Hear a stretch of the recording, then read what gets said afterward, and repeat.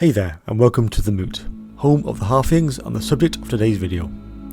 Again, we are coming back to the OS Factions mod, the epic vision of Shaky Rivers, adding numerous factions into one jam-packed DLC type mod, which of course you get for free. So the Halflings, who are they? Well, they have mainly in the Moot, but can be found all around the Empire, travelling and trading. They're half the size of a man, and we know are known as some of the best cooks in the entire setting, which also means they love to eat and of course drink. Taverns around the Empire, you have to hire them as chefs to boost their trade, making a guarantee of quality food at your establishment. They also have some affinity with the ogres, as there is usually quite a large amount of them in the Moot. The Halflings hire these as bodyguards and in their armies. No doubt, as soon as the ogres found someone who love food as much as they do, and can cook even better than them, they settled very quickly, and an unlikely friendship has been created between them. So let us look at the armies of the Moot people, which is varied, unique, and bizarre. And it's also awesome, all rolled into one faction.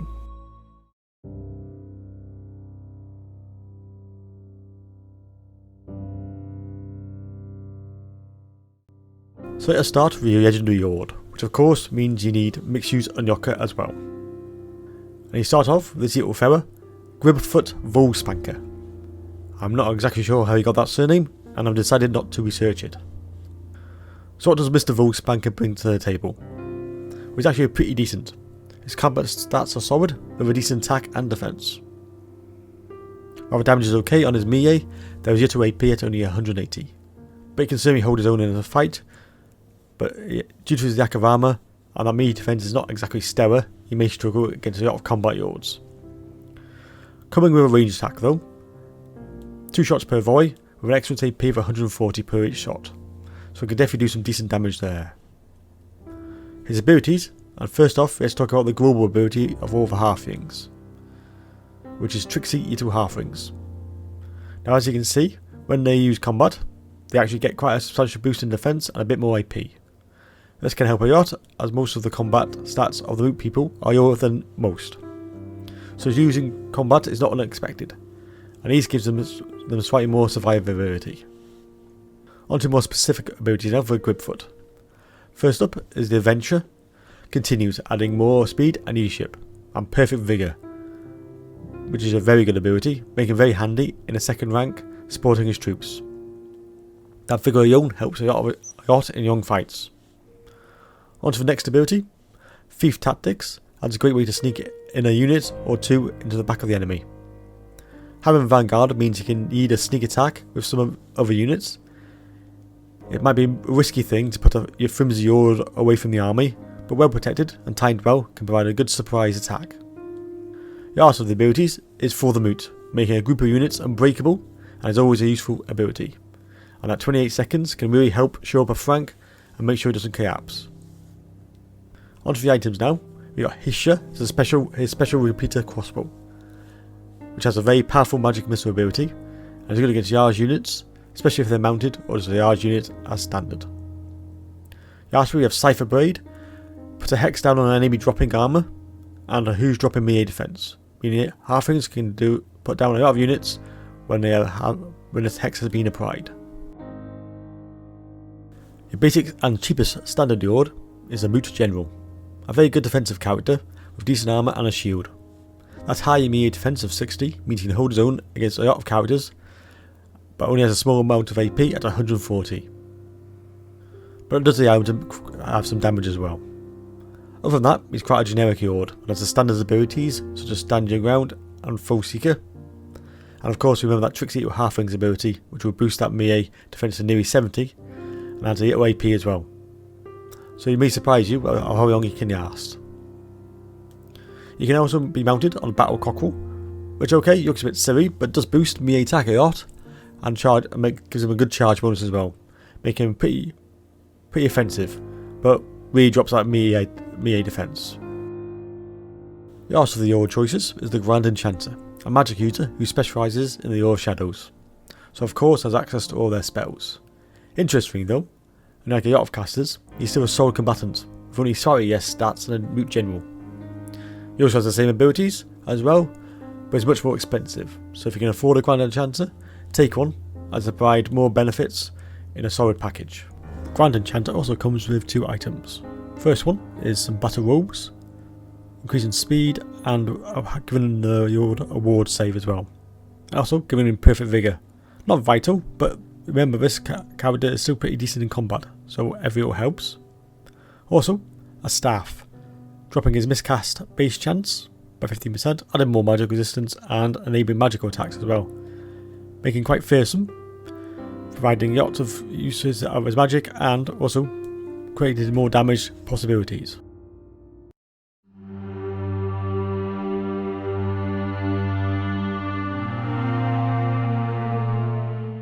Before we get to the new heroes, just a quick word on the other ones you can bring from the Empire roster. So you can add an Empire Captain, Witch Hunter, Warrior Priest, and the casters, Grey, Amber, Amethyst, Jade, Light, Bright and Celestial Wizards, and a lot of variation for your heroes. Additionally, we have the following starting with Field Warden, a cheap ranged hero, with Vanguard and Stalk with 180 AP, damage on the crossbow, means the hero can do some really sneaky work when required. Also being no pushover in combat, with decent armour and a solid defence. Again, which is a feature of the Halflings, which may surprise people, but they are very nimble and of course small, meaning they are hard to get a solid hit on. They of course yak for damage, especially as the Field Warden shows it's only 375, but easily can last in a bit of a fight. He's a cheap flexible hero, which can find a home in most armies, and a great leader for your Vanguard attacks, especially if you don't want to risk your legendary Horde. Also boosts the Slippery ability, getting that defense even higher. Now onto a combat hero in the Sheriff. Swinging more towards the combat side, and has better melee attack and more buffs such as stand your ground and hold the line, meaning he needs to be right in the action and close to your troops. He's also a Druidist, but I would suggest not a great one, as his damage is still weak. But again, that solid defense and a nice bonus to infantry of 15 gives him a bit more punch when facing some Hordes or heroes on foot. A capable option, but not someone who could go toe to toe without help against other Hordes and heroes. The Sheriff can also be mounted on a pig, because obviously. And there'll be more about the pigs later on. So as you can see, this increases his melee attack quite a lot and drops his melee defense a lot, making him pretty weak on the defensive side, but making very offensive and also boosting a very large charge bonus of 50. The damage is similar and it has a nice anti-infantry bonus as well, definitely giving you a couple more options for your heroes. Next up is where we get into some really interesting characters and really add some uniqueness to this army. The Master Chef has tons of support possibilities. First up, let's check out his stats, which are okay, but nothing that jumps off the page. Pretty much better than a mage in the Warhammer world, but Chef is not going to win hand to hand. Now as you can see, he's a support class with battle recipes. So let's take a look at these. First up is Stir the Pot, adding regen to all nearby heroes. The first thing you should check on, this ability is disabled if the Chef is in combat, so remember to protect him well and keep him out of trouble, as this buff is a mainstay of helping your fellow Halflings. Next we have Hot Spices, dropping leadership and damage resistance. Very handy when your troops don't hit hard, but it's only in a small area, so make sure he's close to the enemy. Next we have Rumster's Special, a ranged heal that can apply to the ground at a decent 30 meter range. A superb heal, but with only 3 uses. And remember, none of these abilities take up viable magic resources, so make them even more powerful. Lastly, we have Spill the Soup, a quick explosion, the angler chef to get out of. It also provides a nice little debuff as well on the exit. Very handy, especially as we talked about his yak of combat prowess. To add even more flexibility to his character, he can also be mounted on a chuck wagon, turning him into a chariot, but also add some more support buffs. First up, Ammunition Surprise, handing out viable ammunition to your archers or indeed artillery, so just keep this unit nearby. Meaning you can charge this unit in, do some damage on its good charge stat, and then circle around, replenish ammo, and then back again. Remember, this ability cannot be used if the unit is in combat, so you need to make sure your units are protected, especially the ranged. rare and unique ability in Warhammer, really makes you think about where to place the unit and what units are actually doing at the time. Next is Equipment Wagon, adding more damage and some much needed armour, something which Halflings could definitely use. And it's in a 50 meters range, adds even more utility to this character. Lastly, we have a cast ability, which you can use to boost resistance. That's a good wow as well, and really handy if you charge the wagon into the back of the enemy and pop this buff. It can really help the front line hold even longer. One of the more clever units I've seen in the mods, and even better than some CA come with.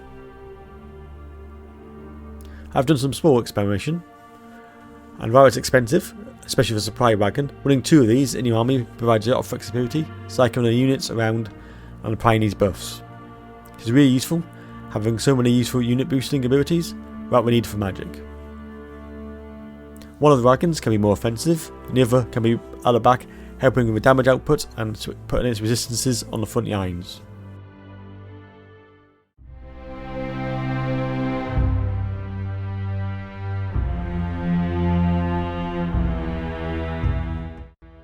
Now onto the main roster, and of course the infantry.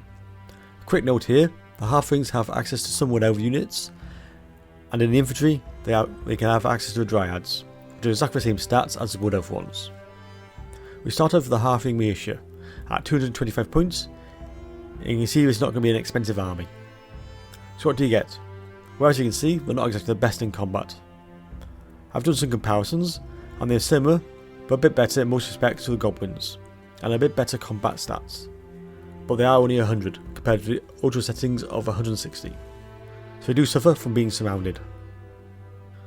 While they are expendable, and all troops have the ability to execute Halflings, so that does add more defense at base level, if they're using, which they do quite a bit. Other than that, the damage output is limited, and at only 6 AP, and their armour is weak, but at least they do have that shield. Making all the buffs I have mentioned vital to get more value from its 225 initial points.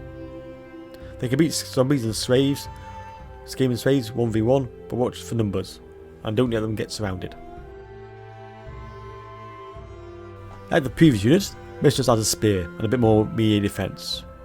While we're not scare cavalry, they do have a decent bonus versus charge of 15, which is substantial, but it does have a really low melee attack. They do possess the charge defense against charge, so that helps soak up a bit of the damage. As a quick note, Halflings in general are pretty magical resistant, and at 15% has quite the benefit, so something to take note of. The 350 points of the great weapons. Now calling great weapons may be a bit of a stretch for a Halfling, but they are scythes. They do have a bit of AP punch at 18, and definitely helps the roster, as AP damage can be a bit scarce. They're also a bit better with a charge bonus, so you can at least do a bit of a damage boost to your front line if they're the second unit flying in. Next up are the Wardens, coming at 455 points, and a bit more defense to your roster, and more armour. A step up from the militia, and getting around the swordsman level of the Empire, but with more melee defense, but yakking of course the melee attack. A solid unit, and when the Halfling ability pops, can get close to 50 defense, means they're a bit tougher than you think. Up next are the Thieves, providing some sneaky vanguard action for 440. While they're not great combatants, and their attack is pretty low with only 6 AP damage, they can provide some excellent ambush opportunities. Just watch out for that low mortar count. They also have the Rowdy ability, boosting their leadership from the off, but the leadership can tank quite sharply, so be aware of that. They do have perfect vigour while this ability is on though, which is a definite bonus. Use them when the main fight has started, and then bring them in and keep them near troops or heroes that provide boosts to leadership. They also have the ability Smoke Bomb, which has been seen on nasty stalkers. Always a handy ability to slow down units, especially cavalry. Back with the Wardens, and we've given them great weapons. Giving them some extra damage, and of course similar bonuses to AP of 26. They can definitely have some extra punch to get through with tough units, and all for 500 cost. An okay unit, and pretty much getting what you expect, just a better version for some AP damage. Now to some more damaging units, this time with the Master Cooks, which definitely brings some badly needed damage to the front line, as you've seen, Halflings are not exactly the strongest hitters. They are solid combatants that used to have a better chance of hitting a target, but are poorly armoured with a bronze shield. The weapon strength is reasonable, with 24 bonus to charge and 16 AP, which makes them a very useful unit to have. And even they can do a good job at fighting standard infantry. As an extra bonus, they have a constant ability to increase leadership by a nice 10 and immune to psychology, bringing a lot of worth to the battlefield. As leadership can be a problem for this faction, as you may have seen from the various stats I have shown so far. Our first regiment of renown to look at. A elite unit of sword infantry with silver shields and solid armour, providing a lot of defence and a nice bit of damage as well, and a lot of leadership. Great unit at 700 points, and of course is noticeably more expensive than most of the infantry I have shown, but I would say it's worth the cost. With that high melee defence, it's a great unit to put in the front rank, or to spear a vanguard attack, as they have stalk as well, and they're immune to psychology. Well worth having in any army, especially if it's one of your key armies which is going on the attack. Yes, the Halflings of the food, so they've brought a snack with them to bring to the battle. Think of the Grey Whale Cry from Britannia, but this unit cannot fight. Means at all times it needs to have a decent unit of chaff to surround it, and of course protect it, as at 800 points it's not exactly cheap. Naturally, the buffs it provides are very interesting. First up, it does have Encourage, then it has 3 abilities. First, Who Doesn't Fight also doesn't eat, a constant defense and melee attack buff. The latter of which is badly needed in a large 50 meters radius, and a bit more badly needed stat increase.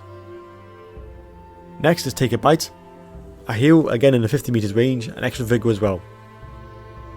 Lastly, we have a leadership boost of 25, which is quite a significant boost for the Halflings, as the leadership at base level is pretty low.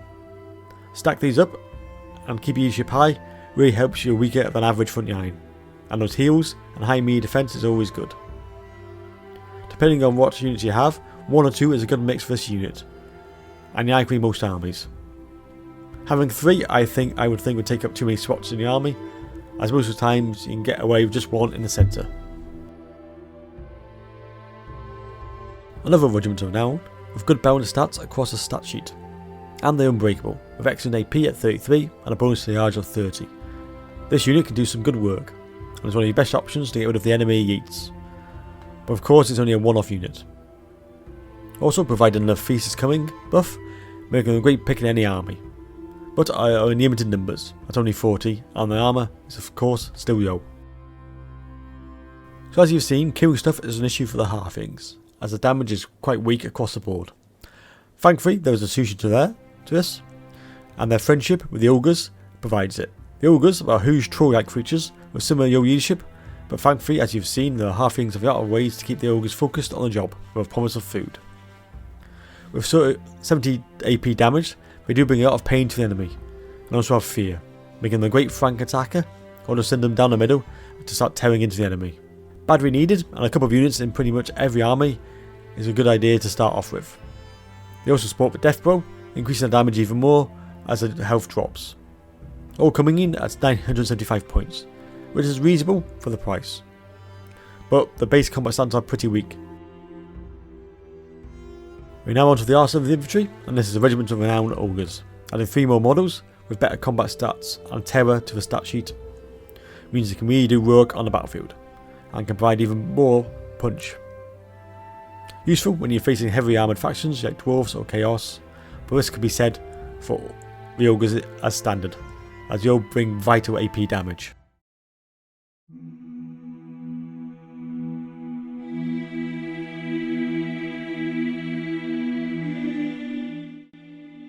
Onto the missile options now, and they don't have many unfortunately, but let's start off with these. 325 points of the crossbow militia. A low mortar count, but provides some nice range firepower, but only over a short distance. Again, think goblins and their archers. showering the enemy with missiles is pretty much what they do, and they are okay, and can definitely do good work against the Warhammer factions. Presumably, the OAP is due for a small crossbow as it's only 2. I do think they should be boosted a little bit more, as it's still a crossbow, maybe up to 4 or 5, just to add a bit more AP punch. Next is the Vanguard version at 505 points, a significant jump in points, but they are better in every possible way, and they provide Stalk and Vanguard. Increased range as well, and damage on their bolts. And base stats have increased a lot, meaning a Vanguard of Halflings stalking into the enemy is actually quite feasible. This unit does give you a bit more options than the Vanguard, where you can have them either ping from the back, or they can actually do a little bit of damage if they charge in as well. The Arts of the Archers is a Regiment Renowned version of the Rangers at 800 points, basing decent melee stats and having a huge bonus to their armour at 80, meaning they're pretty tough, but keep that Vanguard and Stalk combo, so can easily lead a Vanguard missile unit.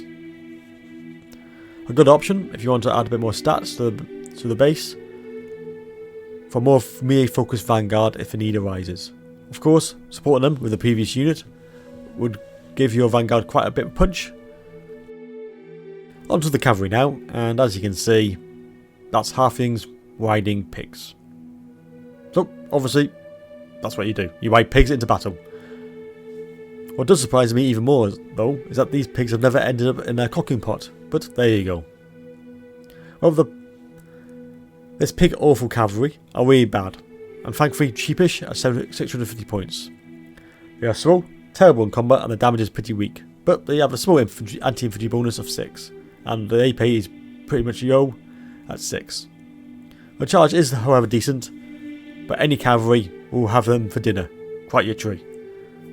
But they can run down some units, and nobody wants a pig charging into their rears. So what's more absurd? Halflings riding pigs, or Halflings riding cockles? Well, leave your thoughts in the comments. These are a bit more useful, good speed and a bit more armour. The combat stats are still weak, but these are not terrible, as they do with some punch with 15 AP and a 10 to anti-charge. With substantial charge again, they're 800 points, which is reasonable, and means they just about pay for their extra cost. Whether you go for the pig cavalry or these is up to you, but these are definitely worth those extra few valuable points. But if you're running at a budget, stick with the previous unit, or one which we'll come to later. As I went over the Master Chef truck wagon, this unit is excellent. 1000 points gets you 4 chariots, which gives you some mass to run over units. They don't do massive damage, but they are a nuisance. And they do provide all those buffs we've mentioned before, such as the ammunition one. And just along, keeping all your artillery and archers topped up is well worth 1000 points.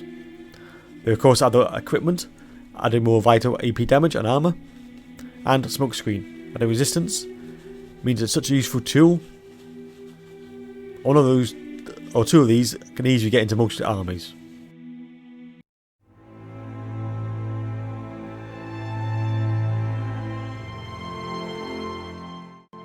Onto some monster choices now.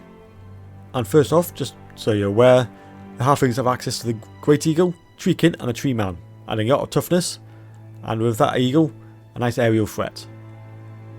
All these are the same as the Wood Elf units. But the first new unit is the Bloodhounds, a really cheap fast unit at only 250 points. Great tool, and I've always been a fan of this type of unit, as they're the best way to chase down routing units and keep them off the battlefield. And for 250, a couple of these for a combined 500 points is just useful in most armies, and it's handy to patrol the back to keep the enemy from regrouping in numbers. When the Halflings are not riding them, or of course eating them, you can also send the pigs out on their own. They do have that still reasonable charge and a bit of anti-infantry damage. And it's not a bad way to break a front line, with 2 units of these and the previous mentioned chuck wagon, which can break the front line, and then you can send the rest of the Halflings in to add their damage. Numbers are always an issue with the Halflings, as most of their units are quite low. Most of the infantry is only 100, and then they keep dropping off from there. So if you're facing a horde army, weakening them with and dropping their numbers down from the off is quite a good idea. And this unit, and like I mentioned, Chuck Wagon going down straight down the front can help turn the battle into your favour. Also, they can be used as chasing down units, but as small compared to the cheap hounds, and these cost 425 points. So for that type of thing, I would use the hounds. The last of the monster choices is the baby dragon, or Hatchling, which is just a handy unit to have due to its mobility, and of course it's still a dragon, if just a small one. And it provides nice dragon breath as well. Of course they're not as tough as a fully grown dragon, but are very useful, and especially as halflings don't have really good strong damaging units on the whole. Of course they are quite fast, and they can go around helping out their fellow halflings to try to bring the damage down. And of course they are fear and terror unit, so they can spread that around as well.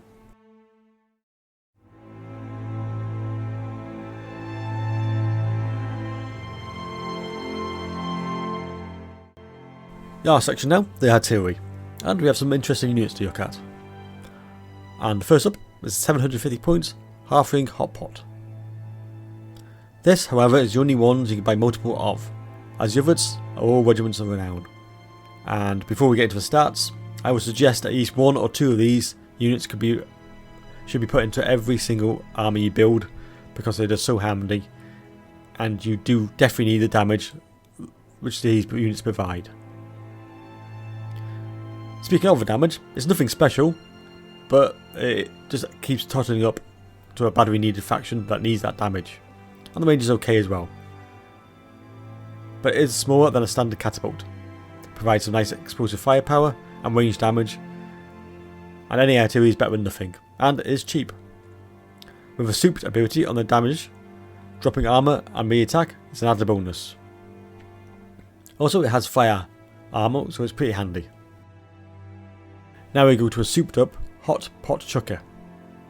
Now adding more damage and better stats all around at 965 points. Sadly, as all these units from now on, you only have one of these, so spread them around your different armies. Brings the same type of benefit as a standard one, it's just better in every single way. Onto the Hot Pot Chucker, which has a large range in the previous version, but similar stats. And it's 1155 points, and of course it's just a handy tool in your back line. And of course remember, you have units to replenish any of the ammo with your supply wagons, so keep that in mind. Even though 30 ammo is plenty for most battles, but it's handy to have that option. A present from the Ector counter for Everland, the Capturing Soup Tank was modified steam tank by the Halflings. So they can add 8 damage, and as you can see, it's a rather unique model. With limited range on its gun compared to other cannons, this is a powerful unit, as is of course any steam tank, and is a beast in combat. However, of course it has no defense at all. A great unit to charge against the enemy, and a big problem for dealing with, so it does attract the attention. So make sure you don't get cocky with it, and even in combat, as it can suffer, but it will take a lot of things down before it's finished. You can also use a bombard ability while in combat to help yourself out. A particularly handy and powerful ability. Hope you enjoyed looking at this halfling roster with me. And a special quick note, most of the backgrounds were from the Moot map, which was part of GCCM, and the Moot was made by Kazad, and on the screen now I've done a complete breakdown of all the maps created in the GCCM mods, so feel free to check that out. Anyway, thanks for watching, and I'll see you in my next video.